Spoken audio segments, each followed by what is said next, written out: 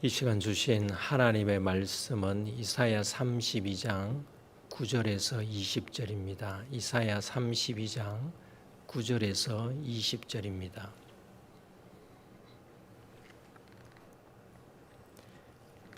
교독하시겠습니다. 너희 안이란 여인들아 일어나 내 목소리를 들을지어다. 너희 염려 없는 딸들아 내 말에 귀를 기울일지어다. 너희 염려 없는 여자들아 1년 남짓 지나면 너희가 당황하리니 포도 수확이 없으며 열매 거두는 일이 이르지 아니할 것임이라. 너희 안이란 여자들아 떨지어다. 너희 염려 없는 자들아 당황할지어다. 옷을 벗어 몸을 드러내고 배로 허리를 동일지어다. 그들은 좋은 밭으로 인하여 열매 많은 포도나무로 인하여 가슴을 치게 될 것이니라. 내 백성의 땅에 가시와 찔레가 나며 희락의 성읍 기뻐하는 모든 집에 나리니 대저 궁전이 폐한바되며 인구 많던 성읍이 적막하며 오벨과 망대가 영원히 구렬이 되며 들나귀가 즐기는 곳과 양떼의 초장이 되려니와 마침내 위에서부터 영을 우리에게 부어 주시리니 광야가 아름다운 밭이 되며 아름다운 밭을 숲으로 여기게 되리라. 그때에 정의가 광야에 가하며 공의가 아름다운 밭에 가하리니 공의의 열매는 화평이요 공의의 결과는 영원한 평안과 안전이라. 내 백성이 화평한 집과 안전한 거처와 조용히 쉬는 곳에 있으려니와 그 숲은 우박에 상하고 성읍은 파괴되리라. 모든 물가에 씨를 뿌리고 소와 나귀를 그리로 모으는 너희는 복이 있느니라. 아멘. 이사야서를 히스기야 시대 역사 기록이 있는 36장에서 39장의 이전과 이후로 나눈다면 전반부에 해당하는 1장부터 35장까지는 이사야 선지자가 활동하던 시기 중 주전 740년에서 주전 701년까지에 해당합니다. 이 시기에는 아수르가 중동의 패권을 장악하고 있을 때입니다. 지난주 화요일부터 묵상하고 있는 28장부터 35장까지는 선민과 열방에 대한 심판 그리고 선민에 대한 회복과 복에 관한 말씀입니다. 남유다가 온전한 회복을 위해서는 불신의 신을 벗는 철저한 회개가 있어야 했는데 그렇지 못했습니다. 남유다는 당시 강대국으로 부상하던 애굽을 의지함으로써 아수르의 지배권에서 벗어나려고 했습니다. 하지만 이러한 선택은 결과적으로 패착이 되었습니다. 패착의 근본적 원인은 애굽을 선택한 것 때문이 아니라 하나님을 전적으로 신뢰하지 않았기 때문입니다. 그럼에도 불구하고 하나님께서는 남유다가 아수르에 의해 공경에 빠지지만 아수르에 의해 멸망하도록 하지 않으셨습니다. 그렇다면 남유다는 이를 하나님의 은혜로 깨닫고 하나님께 감사하며 불신의 신을 벗어야 했습니다. 훗날 주전 586년 남유다는 아수르를 패망시킨 바벨론에 의해 멸망하고 맙니다. 우리는 남유다가 멸망하기 전 시대 주전 740년에서 주전 701년 사이 이사야 선지자를 통해서 말씀하시는 하나님의 음성을 들으며 하나님과 바른 관계를 회복하지 못했던 남유다의 실상을 보며 반면교사로 삼아야 할 것입니다. 어제 본문 말씀은 장차 한 왕이 등장할 것을 예언한 말씀입니다. 이는 곧 선민의 회복에 관한 말씀입니다. 이 예언은 1차적으로는 히스기야 왕 시대에 맞게 될 회복을 전하지만 궁극적으로는 왕이신 예수 그리스도의 통치 그리고 왕이신 예수님을 통해 주님의 나라 백성이 누리게 될 복에 관한 말씀입니다. 오늘 본문은 남유다에게 이사야 선지자를 통해 말씀하시는 하나님의 말씀을 따를 것을 촉구하는 말씀입니다. 촉구 이후 징계가 있을 것을 전하고 있지만 징계 이후에는 회복을 약속하고 있습니다. 9절입니다. 너희 안일한 여인들아 일어나 내 목소리를 들을지어다. 너희 염려 없는 딸들아 내 말에 귀를 기울일지어다. 안일한 여인들, 염려 없는 딸들은 불신의 신을 벗지 않고 회개할 줄 모르는 남유다를 가리킵니다. 안일한의 원어적 의미는 아무 염려 없는 태평한 상태입니다. 원뜻으로 본다면 남유다는 믿음이 좋은 여인들이라고 말할 수 있겠으나 여기에서는 반어적 의미로 사용되었습니다. 남유다는 죄를 짓고도 회개하지 않고 하나님의 징계에도 무감각하고 지속적으로 악을 저지르고 있었습니다. 그래서 이사야 선지자는 히브리어로 쿰, 일어나라고 말씀합니다. 죄악에서 일어나고 내 목소리를 듣고 내 말에 귀를 기울이라고 합니다.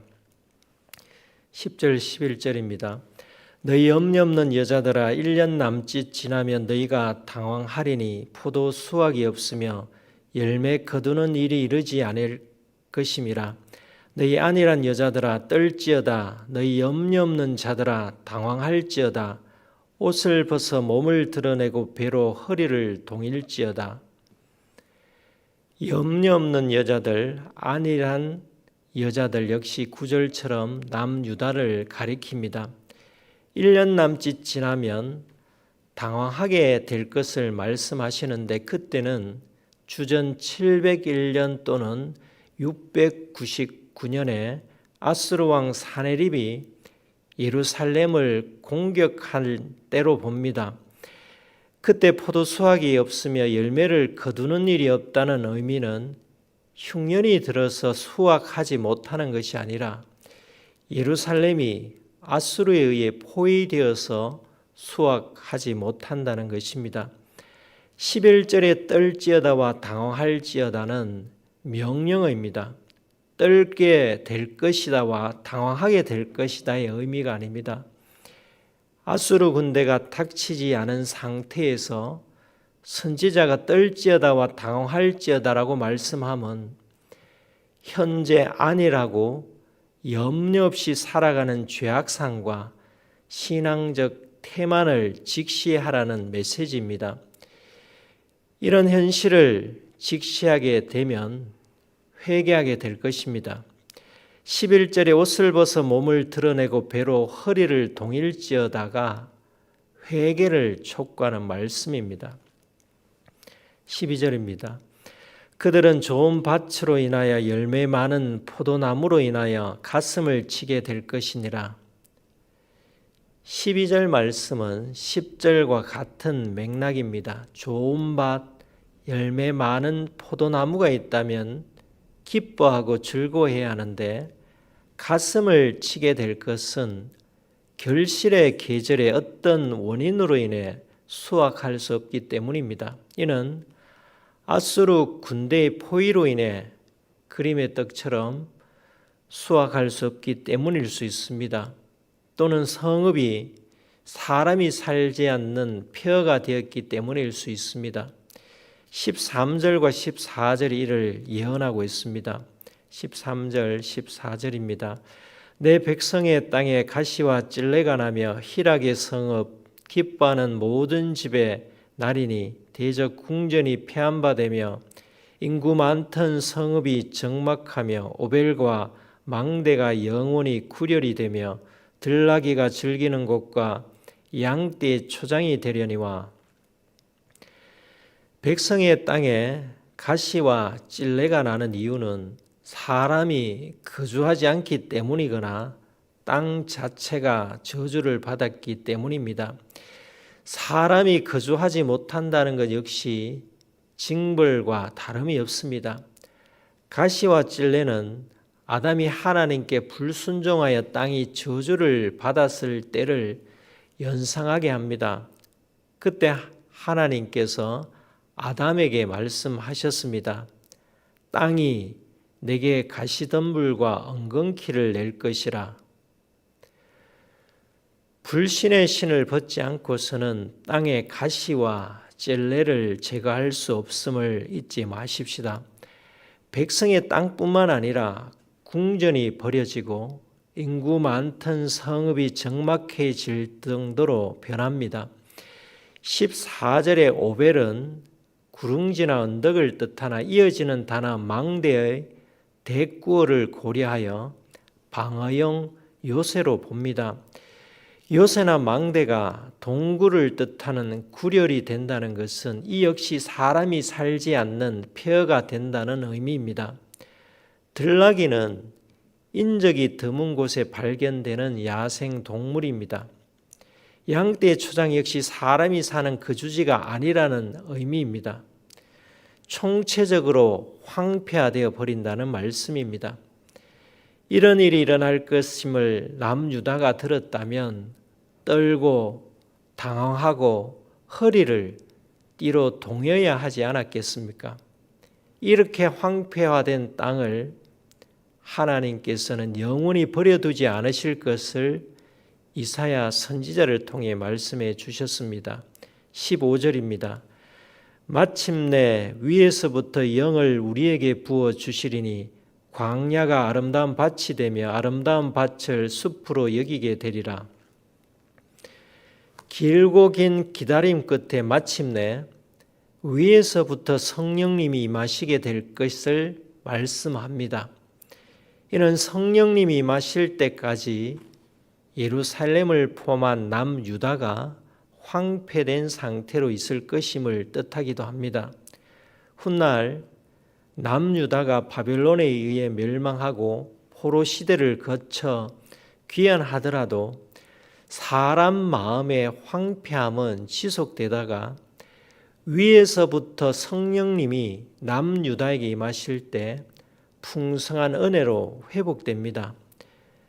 영을 우리에게 부어 주시리니라는 예언은 이사야 선지자 활동 시기보다 약 100년 전에 요엘 선지자를 통해서 주신 하나님의 말씀이기도 합니다. 신약시대 사도 베드로는 오순절 성령 강림의 사건을 요엘 선지자의 예언 성취라고 말씀했습니다. 성령님의 역사하심은 오직 위에서부터 임하는 하나님의 주권적인 은혜입니다. 우리는 세상에 속한 땅 아래를 볼 것이 아니라 위에서부터 내려오는 하나님의 은혜를 사모해야 합니다. 성령님이 역사하실 때 광야와 같은 우리의 마음이 아름다운 밭이 되고 숲을 이루어 풍성한 열매를 맺게 됩니다. 이뿐이 아닙니다. 하나님의 정의와 공의가 임함으로 세상의 불의가 물러갑니다. 16절 17절입니다. 그때의 정의가 광야에 가며 공의가 아름다운 밭에 가리니 공의의 열매는 화평이요 공의의 결과는 영원한 평안과 안전이라. 불의를 상징하는 광야에 정의가 임함으로 영원한 평안과 안전이 보장되는 시대로 변합니다.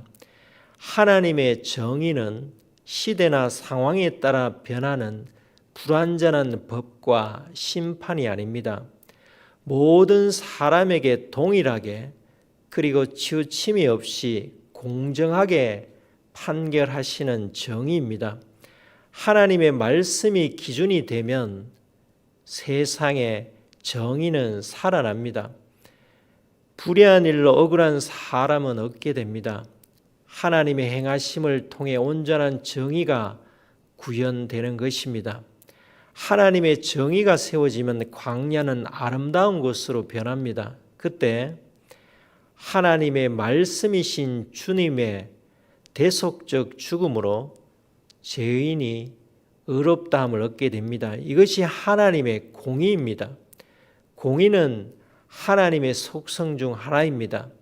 죄인이 하나님의 공의로 의롭게 될 때 하나님과 하나가 되며 그때 세상은 아름다운 밭이 됩니다. 주님께서 피 흘리심과 부활로 죄인을 의롭게 하신 것이 공의이자 공의의 열매입니다.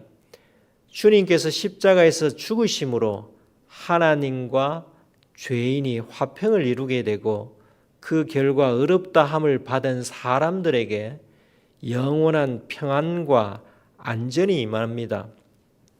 우리가 주님 안에서 의롭게 된 것이 바로 하나님의 공의입니다. 하나님의 공의로 우리에게 화평과 영원한 평안과 안전이 임했습니다. 18절 말씀 역시 같은 맥락의 말씀입니다. 18절입니다. 내 백성이 화평한 집과 안전한 거처와 조용히 쉬는 곳에 있으려니와. 우리에게 진정한 화평의 집, 안전한 거처, 조용한 쉼터가 어디에 있겠습니까?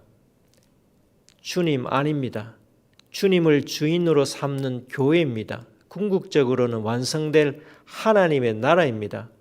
하나님의 정의와 공의의 은혜를 받은 사람과 달리 대조적인 곳을 19절이 증가합니다. 19절입니다. 그 숲은 우박에 상하고 성읍은 파괴되리라. 19절 말씀은 형벌에 관한 예언입니다. 숲과 성읍은 성령님이 임하시기 전 하나님의 정의와 공의가 임하기 전에 예루살렘을 상징합니다. 여기서 숲은 15절의 숲과 동일한 단어입니다. 15절의 숲은 풍성함을 상징합니다. 이는 미래의 예루살렘, 즉 성령님이 임하신 후의 예루살렘을 뜻한다고 했습니다. 19절의 말씀은 성령님이 임하시기 전 예루살렘이 환난을 당할 것을 뜻합니다. 특별한 은혜의 시대가 임하기 전 예루살렘의 상태를 말씀하시므로 성령님의 임재의 은혜가 얼마나 놀라운지를 알려주십니다. 마지막 20절은 한 번 더 그 은혜 가운데 가는 사람이 복됨을 선언합니다. 20절입니다. 모든 물가에 씨를 뿌리고 소와 나귀를 그리로 모는 너희는 복이 있느니라. 물가에 씨를 뿌리면 그 씨가 자라 풍성한 열매를 맺습니다. 소와 나귀를 물가로 몬다는 것은 농업뿐만 아니라 목축업 역시 풍성함을 얻게 될 것이라는 뜻입니다. 뿌리고 몬다는 것은 신을 벗고 은혜의 자리로 걸어감을 뜻한다고 말할 수 있습니다. 은혜의 자리로 가는 사람이 복을 누릴 수 있습니다. 불신의 신을 신고서는 은혜의 자리로 발걸음을 내디딜 수 없습니다. 우리가 하나님을 기쁘시게 하는 일이 무엇인지를 분별하여 은혜의 자리에서 복을 누리려면 불신의 신, 세속적 가치관의 신, 죄악에 오염된 신을 벗어버려야 함을 잊지 마십시다. 오늘 우리는 화와 복을 반복적으로 전하고 있는 이사야서를 통해 화를 자초하는 길로 가지 않고 복이 있는 길로 걸어가야 하지 않겠습니까?